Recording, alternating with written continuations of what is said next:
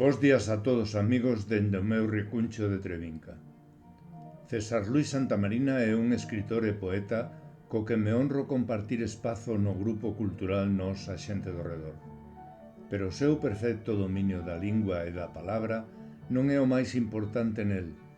César Luis é un pensador, o que unido á súa técnica engadindo o seu fantástico sentido do humor, fai que ler os seus traballos resulte, ademais de didáctico, realmente fascinante. Hoxe porei voz ao poema que César regálanos no número 17 da nosa revista, co título Acércase o Entroido.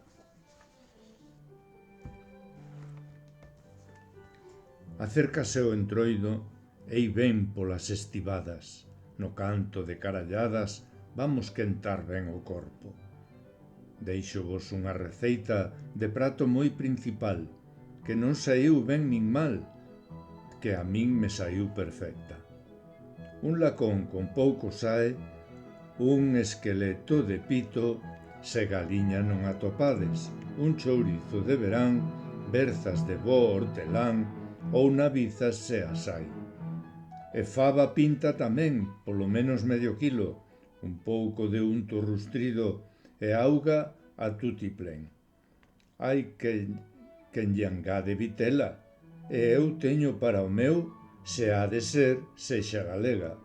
Non esquezades tampouco da lagoa da Antela, picares ben picadiñas patacas da nosa terra. Enchemos a pota de auga, non ata o borde, por Deus, que ha de caber nela as viandas que sabedes. Con cuidado introducimos un anaco de lacón, ou chourizo e as fabas, e dámoslle un fervor. Pasados unhos minutos, entre 30 e 32, engadimos a verdura, picadiña e sen flor. Deixamos ferver un intre, comprobamos o sabor. Hai quen lle ruste o unto, pero tamén hai quen non, e introduce unha pota como se fora xamón. Aderezamos de sal, esperamos a que coza e ese caldo acabou. E nunha cunca de barro non ten que ser sargadelos, iso é pa os señoritos onde mellor sabe o caldo.